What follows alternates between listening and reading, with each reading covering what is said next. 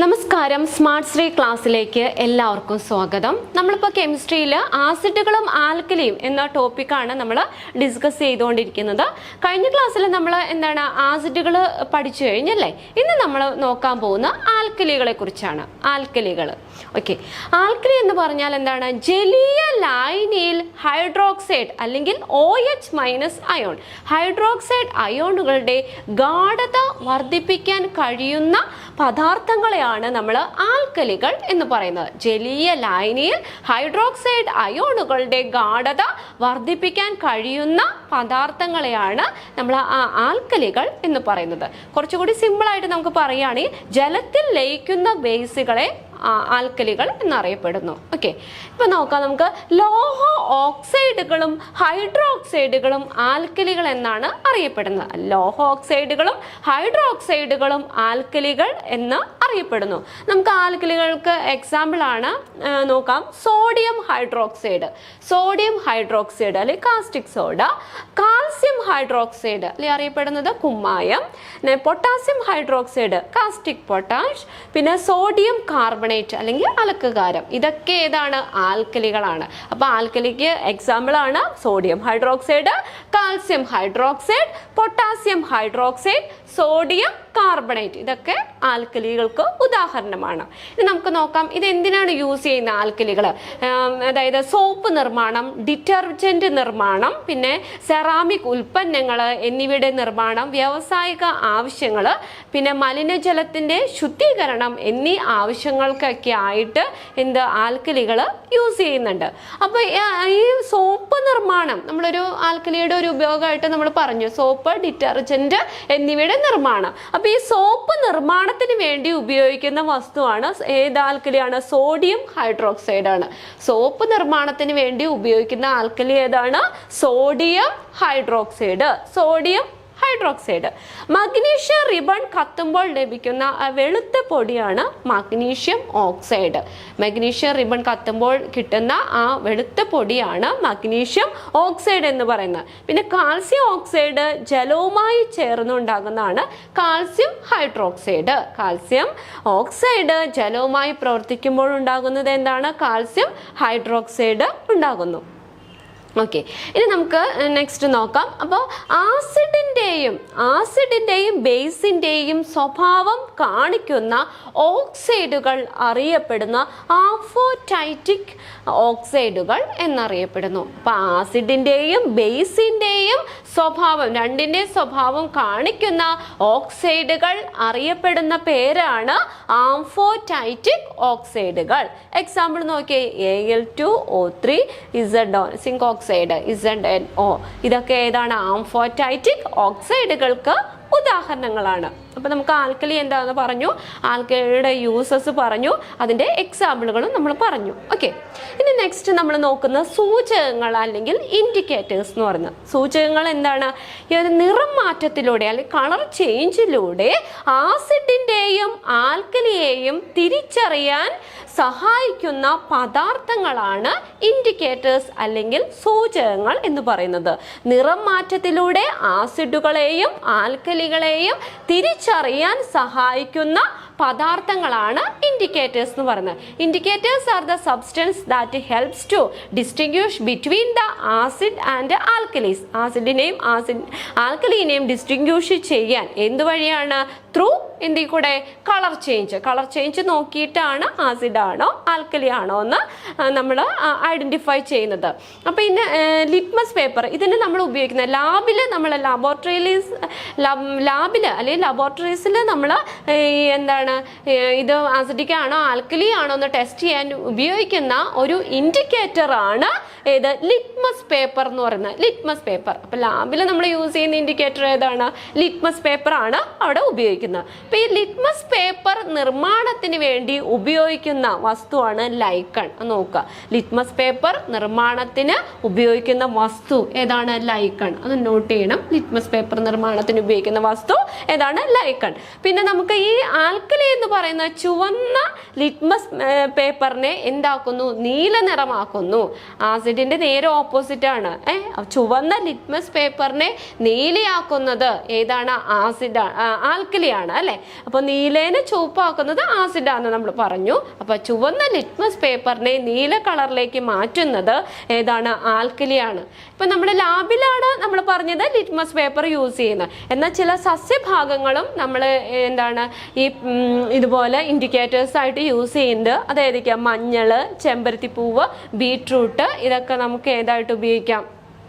Indicator ആയിട്ട് ഉപയോഗിക്കാം. അപ്പോൾ അത് എന്താണ്, നമ്മൾ ഈ ചെമ്പരത്തിപ്പൂവൊക്കെ പ്ലെയിൻ പേപ്പറിൽ എടുത്തിട്ട് ഒന്ന് സ്ക്രബ് ചെയ്ത് ഇങ്ങനെ ഉരച്ച് അത് ഉണക്കിയിട്ട് നമുക്ക് ഈ ലിറ്റ്മസ് പേപ്പറിന് പകരം നമുക്ക് യൂസ് ചെയ്യാം. അതുപോലെ തന്നെ ബീട്രൂട്ടും മഞ്ഞളൊക്കെ എന്താണ് നമ്മൾ ഇൻഡിക്കേറ്റർ ആയിട്ട് യൂസ് ചെയ്യുന്നതാണ്. ഓക്കെ, എവിടെ? നമ്മൾ സാധാരണ നോർമൽ കണ്ടീഷനിൽ. ലാബിലാണ് ഇൻഡിക്കേറ്റർ ആയിട്ട് നമ്മൾ ഇത് യൂസ് ചെയ്യുന്ന ലിറ്റ്മസ് പേപ്പർ.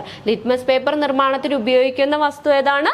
ലൈക്കൺ ആണ്. ലൈക്കൺ. ഓക്കെ, ഇനി നെക്സ്റ്റ് നമ്മൾ നോക്കുന്നത് pH മൂല്യം, pH വാല്യൂ ആണ്. ഇതുപോലെ തന്നെ നമ്മൾ എന്താണ്, ഒരു വസ്തു ആസിഡ് സ്വഭാവമുള്ളതാണോ അല്ലെങ്കിൽ ആൽക്കലി സ്വഭാവമുള്ളതാണോ എന്ന് പരിശോധിച്ച് അറിയുന്ന ആ ഉപകരണമാണ് എന്തെന്ന് പറയുന്നത്? pH മൂല്യം അല്ലെങ്കിൽ pH വാല്യൂ എന്ന് പറയുന്നത്. അതാണ് pH പേപ്പർ. അതിനുപയോഗിക്കുന്നതാണ് pH paper. ഇത് കണ്ടെത്തിയത് ആരാണ്? സൊറാൻസൺ ആണ്. സൊറാൻസൺ pH മൂല്യം കണ്ടെത്തിയത് ആരാണ്? സൊറാൻസൺ. ഇതിന്റെ പൂർണ്ണ രൂപം നോക്കി വെക്കണം. pHന്റെ പൂർണ്ണ രൂപമാണ് potential of hydrogen. Potential of hydrogen, അതാണ് pH എന്ന് പറഞ്ഞതിൻ്റെ ഫുൾ ഫോം ആണ് പൊട്ടൻഷ്യൽ ഓഫ് ഹൈഡ്രജൻ, pH മൂല്യം. അപ്പം നമ്മൾ പറഞ്ഞു വെദർ ദ സബ്സ്റ്റൻസ് ഈസ് ഏതാണ്, ആസിഡിക് ഓർ ആൽക്കലി, ആസിഡിക് ആണോ ആൽക്കലി ആണോ എന്ന് എക്സാമിൻ ചെയ്യുന്നതിന് വേണ്ടിയിട്ടാണ് നമ്മൾ ഏത് pH ഉപയോഗിക്കുന്നത്, pH പേപ്പർ യൂസ് ചെയ്യുന്നത്. ഇതിൽ ഉപയോഗം അടയാളപ്പെടുത്തിയിട്ടുള്ള അത് pH പേപ്പറിൻ്റെ മൂല്യം എന്ന് പറയുന്നത് 0 to 14 ആണ്. 0 മുതൽ ആ പേപ്പറിൽ 14 വരെ നമ്പേഴ്സ് അടയാളപ്പെടുത്തിയിട്ടുണ്ടാവും. ഓക്കെ, pHന്റെ മൂല്യം 0 to 14 ആണ്. 0 മുതൽ 14 വരെയാണ്. pH മീറ്ററിന്റെ ഏറ്റവും പ്രധാനപ്പെട്ട ഭാഗമാണ് പ്രോബ് എന്ന് പറയുന്നത്. അത് നോട്ട് ചെയ്യുക. pH പേപ്പറിന്റെ ഏറ്റവും പ്രധാനപ്പെട്ട ഭാഗത്തിനാണ് പ്രോബ് എന്ന് പറയുന്നത്. പ്രോബ്. ഇനി നോക്കാം. അപ്പോൾ നമ്മൾ പറഞ്ഞു എത്രയാണ്? 0 to 14. 0 മുതൽ 14 വരെയുള്ള നമ്പേഴ്സാണ് ആ pH പേപ്പറിൽ നമ്മൾ ഉള്ളത്. അപ്പോൾ ഈ 7ന് if the pH value is greater than 7, 7ന് മുകളിലാണെങ്കിൽ ആൽക്കലി ആയിരിക്കും. അപ്പോൾ അതിൻ്റെ വാല്യൂ നമ്മൾ pH പേപ്പറിൽ നോക്കുക. 7ന് മുകളിലാണെങ്കിൽ ഏതാണ്? ആൽക്കലിയും. ലെസ് ദാൻ 7, 7ന് താഴെയാണെങ്കിൽ ആസിഡ് സ്വഭാവമായിരിക്കും, അസിഡിക് ആയിരിക്കും, ആസിഡ് ആയിരിക്കും. ഇനി 7 ആണെങ്കിൽ ഈ pH പേപ്പറിന്റെ അതിന്റെ മൂല്യം നമ്മൾ നോക്കുമ്പോൾ 7 ആണെങ്കിൽ ന്യൂട്രൽ സബ്സ്റ്റൻസ് ആയിരിക്കും, അല്ലെങ്കിൽ നിർവീര്യ വസ്തു, ന്യൂട്രൽ സബ്സ്റ്റൻസും ആയിരിക്കും. അത് pH ഈ ജലത്തിന്റെ pH എന്ന് പറയുന്നത് 7 ആണ്, 7 ആണ്. ഓക്കെ, ന്യൂട്രൽ സബ്സ്റ്റൻസ് ആണ്. അപ്പം ജലത്തിന്റെ pH 7 ആണ്. അപ്പം നമ്മൾ പറഞ്ഞത് pH മൂല്യം, pH വാല്യൂ ആണ് പറഞ്ഞത്. നമ്മൾ എന്താ പറഞ്ഞത്? pH paper is used to examine whether the substance is acidic or alkali, acid സ്വഭാവമാണോ അല്ലെങ്കിൽ ആൽക്കലി സ്വഭാവമാണോ എന്ന് ചെക്ക് ചെയ്യാൻ വേണ്ടിയിട്ടാണ് നമ്മൾ pH പേപ്പർ ഉപയോഗിക്കുന്നത്. അതിൽ അടയാളപ്പെടുത്തിയത് 0 to 14 ആണ്. ഇഫ് ഗ്രേറ്റർ ദാൻ 7 ആണെങ്കിൽ ആൽക്കലി ആയിരിക്കും.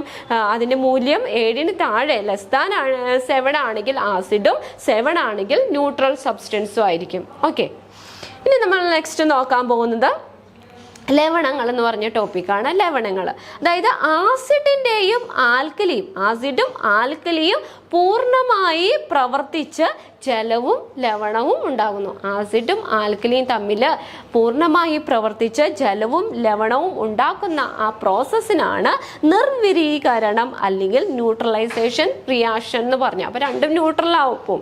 ആസിഡും ആൽക്കലിയും പൂർണ്ണമായിട്ട് പ്രവർത്തിച്ച് ജലവും ഉണ്ടാകുന്ന പ്രോഡക്റ്റാണ് ഏത്? ജലവും ലവണവും ഉണ്ടാകുന്നു. ആ ജലവും ലവണവും ഉണ്ടാകുന്ന ആ പ്രോസസ്സാണ് നിർവിരീകരണം അല്ലെങ്കിൽ ന്യൂട്രലൈസേഷൻ റിയാക്ഷൻ എന്ന് പറയുന്നത്. ഓക്കെ, അപ്പോൾ നമുക്ക് നോക്കാം.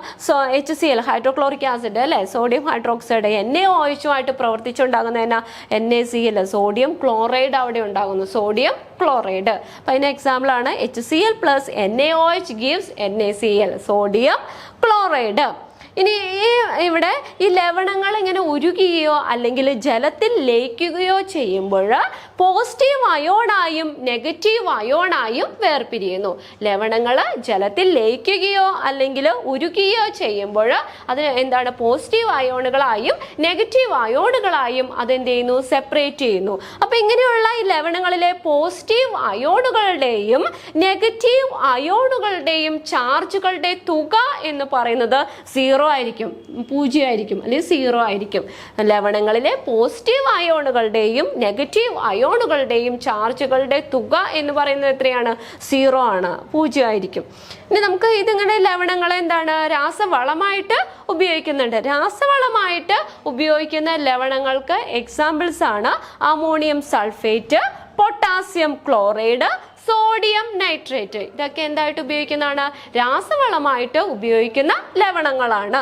Ammonium sulphate, potassium chloride, sodium nitrate. ഇനി നമുക്ക് ഒരു ടേബിളായിട്ട് നമുക്ക് പഠിക്കാം കുറച്ച് ലവണങ്ങൾ, അതിൻ്റെ വാക്യം, തന്മാത്ര വാക്യം, പിന്നെ അതുപോലെ തന്നെ അതിൻ്റെ യൂസസ് എവിടേക്കാണ് അത് ഉപയോഗിക്കണം, അതിൻ്റെ ഉപയോഗം കൂടി നമുക്ക് നോക്കാം. അപ്പം നമുക്കിവിടെ ഈ ടേബിളിൽ ഞാനിവിടെ ലവണങ്ങൾ, അതിൻ്റെ രാസനാമം, പിന്നെ അതിൻ്റെ ഉപയോഗവുമാണ് ഇവിടെ എഴുതിയിരിക്കുന്നത്. നമുക്ക് ഓരോന്നും നോക്കാം. ഫസ്റ്റ് കറിയുപ്പ്, രാസനാമം എന്താണ്? സോഡിയം ക്ലോറൈഡ് അല്ലേ? സോഡിയം ക്ലോറൈഡ് എന്തിനാണ് ഉപയോഗം? ശീത മിശ്രിത നിർമ്മാണത്തിന് ഉപയോഗിക്കുന്നു. ശീത മിശ്രിത നിർമ്മാണത്തിന് വേണ്ടിയിട്ട് സോഡിയം ക്ലോറൈഡ് ഉപയോഗിക്കുന്നു. രണ്ടാമതാണ് ഇന്ദുപ്പ്. ഇന്ദുപ്പ് എന്ന് പറയുന്നത് പൊട്ടാസ്യം ക്ലോറൈഡ് ആണ്. രാസപരമായി പൊട്ടാസ്യം ക്ലോറൈഡ് എന്തിന് രാസവളമായിട്ട് ഉപയോഗിക്കുന്നു. നെക്സ്റ്റ് തുരിശ്, അതിൻ്റെ രാസനാമമാണ് കോപ്പർ സൾഫേറ്റ്. എന്തിനാണ്? കുമിൾ നാശിനിയായിട്ട് ഉപയോഗിക്കുന്നു. തുരിശ് കുമിൾ നാശിനിയായിട്ട് ഉപയോഗിക്കുന്നു. നെക്സ്റ്റ് ആണ് അപ്പക്കാരം. അപ്പക്കാരം അറിയപ്പെടുന്ന സോഡിയം ബൈകാർബണേറ്റ്. രാസപരമായി എന്താണ്? സോഡിയം ബൈകാർബണേറ്റ് അഗ്നിശമനികളിൽ ഉപയോഗിക്കുന്നു. നെക്സ്റ്റ് ആണ് അലക്കുകാരം, സോഡിയം കാർബണേറ്റ്. സോഡിയം കാർബണേറ്റ് എന്തിനാണ് ഉപയോഗിക്കുന്നത്? ഗ്ലാസ് നിർമ്മാണത്തിന് വേണ്ടി ഉപയോഗിക്കുന്നു. Next gypsum. ജിപ്സം എന്ന് അറിയപ്പെടുന്നത് എന്താണ്? കാൽസ്യം സൾഫേറ്റ് ആണ്. രാസനാമമാണ് കാൽസ്യം സൾഫേറ്റ്. എന്തിനാണ്? സിമെന്റ് നിർമ്മാണത്തിന് വേണ്ടി ഉപയോഗിക്കുന്നു. അപ്പോൾ നമ്മൾ കുറച്ച് ലവണങ്ങൾ, അവയുടെ രാസനാമം, പിന്നെ ഉപയോഗമാണ് പറഞ്ഞത്. ഇനി നമ്മൾ നെക്സ്റ്റ് പഠിക്കാൻ പോകുന്ന ബഫർ ലൈനുകൾ അല്ലെങ്കിൽ ബഫർ സൊല്യൂഷൻസ്. നേർപ്പിക്കുമ്പോഴോ അല്ലെങ്കിൽ ചെറിയ അളവിൽ ആസിഡ് അല്ലെങ്കിൽ ആൽക്കലി ചേർക്കുമ്പോഴോ ഉണ്ടാക്കുന്ന pH വ്യതിയാനത്തെ പ്രതിരോധിക്കാൻ കഴിയുന്ന ആ ലൈനുകളെയാണ് ബഫർ ലൈനുകൾ എന്ന് പറയുന്നത്. ഇങ്ങനെയാണ് നേർപ്പിക്കുമ്പോഴോ അല്ലെങ്കിൽ ചെറിയ അളവിൽ ആസിഡോ അല്ലെങ്കിൽ ആൽക്കലിയോ ചേർക്കുമ്പോഴോ ഉണ്ടാകുന്ന ആ pH വ്യതിയാനത്തെ പ്രതിരോധിക്കാൻ കഴിയുന്ന ലൈനുകളെയാണ് നമ്മൾ ബഫർ ലൈനുകൾ അല്ലെങ്കിൽ ബഫർ സൊല്യൂഷൻ എന്ന് പറയുന്നത്. രണ്ട് തരത്തിൽ പ്രധാനമായിട്ടും ബഫർ സൊല്യൂഷനുകളുണ്ട്. അസിഡിക് ബഫറുകളും ആൽക്കലൈൻ ബഫറുകളും. ഓക്കെ, അസിഡിക് ബഫറുകളും ആൽക്കലൈൻ ബഫറുകളും. അപ്പോൾ ബഫർ സൊല്യൂഷൻസ് പ്രധാനമായിട്ട് രണ്ട് തരത്തിലുണ്ട്, അസിഡിക് ബഫറുകളും ആൽക്കലൈൻ ബഫറുകളും. നമുക്ക് നോക്കാം. ശുദ്ധജലം. ശുദ്ധജലത്തിൻ്റെ സാന്ദ്രത ഒന്ന് രണ്ട് ഇതാണ്. ശുദ്ധജലത്തിൻ്റെ സാന്ദ്രത എന്ന് പറഞ്ഞത് 1000 ഗ്രാം പെർ ലിറ്റർ ആണ്. 1000 ഗ്രാം പെർ ലിറ്റർ. ശുദ്ധജലത്തിൻ്റെ മൊളാരിറ്റി എത്രയാണ്? 55.55 m ആണ്. 55.55 m ഒന്ന് മനസ്സിലാക്കി വെക്കുക. ഇനി ജലത്തിൻ്റെ മോളാർ മാസ് 18 ഗ്രാം പെർ മോള്. 18 ഗ്രാം പെർ മോള്. ഇത് മൂന്നും ജസ്റ്റ് ഒന്ന് നോക്കി വയ്ക്കുക. ഇനി നമ്മൾ നോക്കുന്ന ആൽക്കലോയിഡുകളാണ്. നെക്സ്റ്റ് പഠിക്കാൻ പോകുന്ന ആൽക്കലോയിഡുകൾ, ആൽക്കലോയിഡ്സ്. ഇതാണ് നൈട്രജൻ അടങ്ങിയിട്ടുള്ള പ്രകൃതിദത്തമായ വസ്തുക്കളെയാണ് ആൽക്കലോയിഡുകൾ എന്ന് പറയുന്നത്. നൈട്രജൻ അടങ്ങിയിട്ടുള്ള പ്രകൃതിദത്തമായ വസ്തുക്കളെയാണ് ആൽക്കലോയിഡുകൾ എന്ന് പറയുന്നത്. അല്ലെങ്കിൽ പ്രകൃതിദത്തമായ രാസ സംയുക്തങ്ങളുടെ കൂട്ടമാണ് ആൽക്കലോയിഡ്. പ്രകൃതിദത്തമായ രാസ സംയുക്തങ്ങളുടെ കൂട്ടമാണ് എന്തെന്ന് പറയുന്ന ആൽക്കലോയിഡുകൾ എന്ന് പറയുന്നത്. ഇത് ഈ ആൽക്കലോയിഡ് എന്ന വാക്ക് ആദ്യമായിട്ട് ഉപയോഗിച്ചത് ഒരു ജർമ്മൻ സയൻറ്റിസ്റ്റായ 1819 എന്നാണ് കോൾ FW മെയ്സൺ ആണ് ആദ്യം ഉപയോഗിച്ചത്. 1819 ഏതാണ് കോൾ W മേസൺ ആണ് ഈ പദം ഏത് ആൽക്കലോയിഡ് എന്ന പദം എന്ന വാക്ക് ആദ്യമായിട്ട് ഉപയോഗിച്ചത്. ഇത് ഈ ആൽക്കലോയിഡ് എന്ന വാക്ക് അൽ ഖാലി എന്ന അറബി പദത്തിൽ നിന്നാണ് ഉണ്ടായതാണ്. അൽ ഖാലി എന്ന് പറയുന്ന അറബി പദത്തിൽ നിന്നാണ് ആൽക്കലോയിഡ് എന്ന വാക്ക് ഉണ്ടായത്. ഈ ആൽക്കലോയിഡുകൾ സസ്യങ്ങളുടെ വിവിധ ഭാഗങ്ങളിലാണ് സംഭരിച്ചു വെക്കുന്നത്. എവിടെയാണ്? സസ്യങ്ങളുടെ വിവിധ ഭാഗങ്ങളിൽ സംഭരിച്ചു വെക്കുന്നു.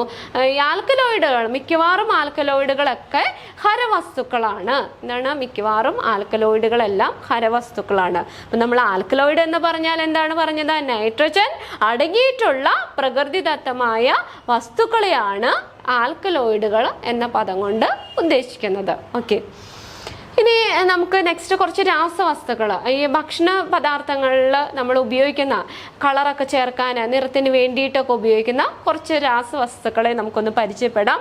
കൃത്രിമ പാനീയങ്ങളിൽ ചുവപ്പ് നിറം നൽകാൻ വേണ്ടി ഉപയോഗിക്കുന്ന രാസവസ്തുവാണ് എറിത്രോസിൻ. നോട്ട് ചെയ്ത് പഠിക്കുക.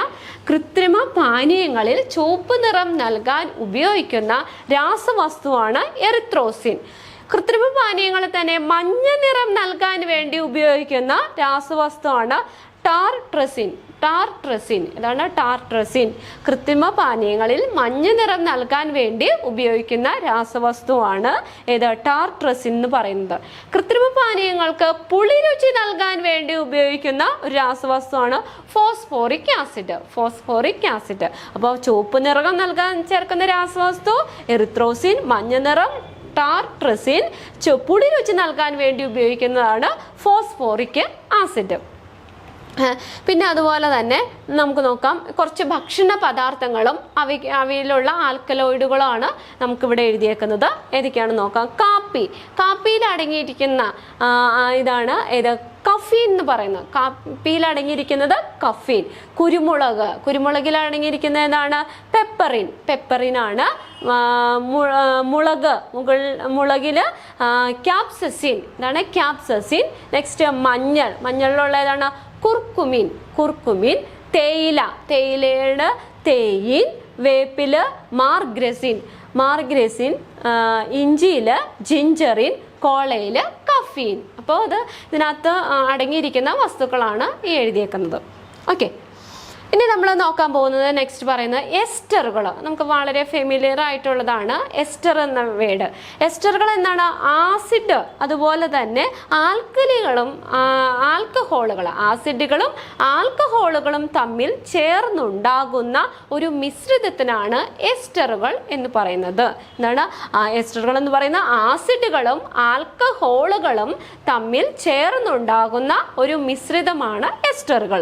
എന്തിനാണ് ഇവ ഉപയോഗിക്കുന്നത്? പഴങ്ങളുടെയും അതുപോലെ തന്നെ പൂക്കളുടെയും കൃത്രിമ ഗന്ധവും രുചിയും നൽകാൻ വേണ്ടിയിട്ട് എസ്റ്ററുകൾ ഉപയോഗിക്കുന്നു. പഴങ്ങളുടെയും പൂക്കളുടെയും കൃത്രിമ ഗന്ധവും രുചിയും നൽകാൻ വേണ്ടിയിട്ട് എസ്റ്ററുകൾ ഉപയോഗിക്കുന്നുണ്ട്. എസ്റ്ററുകൾ ഈ ഉണ്ടാക്കുന്ന ആ പ്രവർത്തനത്തിനാണ് എസ്റ്ററിഫിക്കേഷൻ എന്ന് പറയുന്നത്. എസ്റ്ററുകൾ ഉണ്ടാകുന്ന ആ പ്രവർത്തനം അതിനാണ് എസ്റ്ററിഫിക്കേഷൻ എന്ന് പറയുന്നത്. എസ്റ്റർ എന്ന പദത്തിന്റെ ഉപജ്ഞാതാവാണ് ലിയോപോൾഡ് മെലിൻ. എസ്റ്റർ എന്ന വാക്കിന്റെ ഉപജ്ഞാതാവാണ് ലിയോപോൾഡ് മെലിൻ. ഓക്കെ, ഇനി നമ്മൾ പറയാം അസംസ്കൃത വസ്തുക്കൾ നമ്മൾ പറഞ്ഞല്ലോ. ഈ കൃത്രിമ പാനീയങ്ങളിൽ ഒക്കെ അല്ലെങ്കിൽ ഭക്ഷണ വസ്തുക്കളിലൊക്കെ അതിന് നിറം ചേർക്കാൻ വേണ്ടി ഉപയോഗിക്കുന്ന രാസവസ്തുക്കൾ. അപ്പോൾ ഇതിനകത്ത് ഗ്ലാസിന് മഞ്ഞ നിറം നൽകാൻ വേണ്ടി ഉപയോഗിക്കുന്ന ഒരു ഗ്ലാസിന് മഞ്ഞ നിറം നൽകാൻ വേണ്ടി അസംസ്കൃത വസ്തുക്കളോടൊപ്പം ചേർക്കുന്ന രാസവസ്തുവാണ് ഫെറിക് സംയുക്തം. ഗ്ലാസിന് മഞ്ഞ നിറം നൽകാൻ അസംസ്കൃത വസ്തുക്കളോടൊപ്പം ചേർക്കുന്ന രാസവസ്തുവാണ് ഫെറിക് സംയുക്തങ്ങൾ.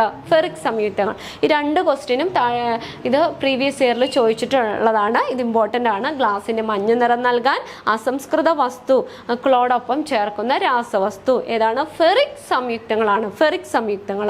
പിന്നെ അതുപോലെ എണ്ണയോ കൊഴുപ്പോ ആൽക്കലിയുമായിട്ട് പ്രവർത്തിച്ചു ഉണ്ടാകുന്ന ആ ലവണമാണ് സോപ്പ് എന്ന് പറയുന്നത്. ഇത് രണ്ടും ചോദിച്ചിട്ടുണ്ട് എക്സാമിന്, പ്രീവിയസ് ഇയറിൽ ചോദിച്ചിട്ടുള്ളതാണ്. എണ്ണയോ കൊഴുപ്പോ ആൽക്കലിയുമായി ചേർന്നുണ്ടാകുന്ന ആ ലവണ ലവണങ്ങളെയാണ് എന്തെന്ന് പറയുന്നത്, സോപ്പ് എന്ന് പറയുന്നത്. ആ ലവണമാണ് സോപ്പ് എന്ന് പറയുന്നത്. അപ്പോൾ നമ്മൾ ഇന്നത്തെ ക്ലാസ്സിൽ ആൽക്കലികളെ കുറിച്ചാണ് പഠിച്ചത്. ആൽക്കലി എന്താണെന്നും അതിൻ്റെ ഉപയോഗം എന്താണെന്നും നമ്മൾ ആദ്യം തന്നെ പഠിച്ചു. പിന്നെ നമ്മൾ അതുമായിട്ട് ബന്ധപ്പെട്ട pH വാല്യൂ, pH മൂല്യം അതെന്താണെന്ന് നമ്മൾ നോക്കി അല്ലേ. pH പേപ്പർ, അതിൻ്റെ ഓരോ വാല്യൂകൾ, ഇതൊക്കെയാണ് നമ്മൾ നെക്സ്റ്റ് നമ്മൾ പഠിച്ചത്. പിന്നെ നമ്മൾ ലവണങ്ങളെക്കുറിച്ച് പഠിച്ചു അല്ലേ. ലവണങ്ങൾ, അതിൻ്റെ ഉപയോഗം, രാസനാമം, അതൊക്കെ നമ്മൾ നോക്കി. പിന്നെ ബഫർ ലൈനുകൾ, ബഫർ ലൈൻ എന്താന്ന് പറഞ്ഞു. പിന്നെ നെക്സ്റ്റ് ആൽക്കലോയിഡ്സുകൾ, അതിനകത്ത് എന്താണ് അതുമായിട്ട് ബന്ധപ്പെട്ട കാര്യങ്ങളുമാണ് പിന്നെ പഠിച്ചത്. പിന്നെ നെക്സ്റ്റ് നമ്മൾ ലാസ്റ്റ് എസ്റ്ററുകൾ നമ്മൾ പറഞ്ഞു. ഭക്ഷണ പദാർത്ഥങ്ങളിലൊക്കെ നിറവും രുചിയും ഒക്കെ നൽകാൻ വേണ്ടിയിട്ട് ചേർക്കുന്ന വസ്തുക്കളാണ്, രാസവസ്തുക്കളാണ് എസ്റ്ററുകൾ എന്ന് പറഞ്ഞു. എസ്റ്ററുകൾ അതുമായിട്ട് ബന്ധപ്പെട്ട നമ്മൾ ഭക്ഷണ പദാർത്ഥങ്ങളും അവയിൽ അടങ്ങിയിരിക്കുന്നവയൊക്കെ നമ്മൾ നോക്കി. അപ്പോൾ ഇന്ന് നമ്മൾ പഠിപ്പിച്ച കാര്യങ്ങളൊക്കെ നിങ്ങൾക്ക് മനസ്സിലായി എന്ന് വിശ്വസിക്കുന്നു. ഓക്കെ, നമുക്ക് അടുത്ത ക്ലാസ്സിൽ പുതിയ ടോപ്പിക്കുമായിട്ട് കാണാം. ബൈ.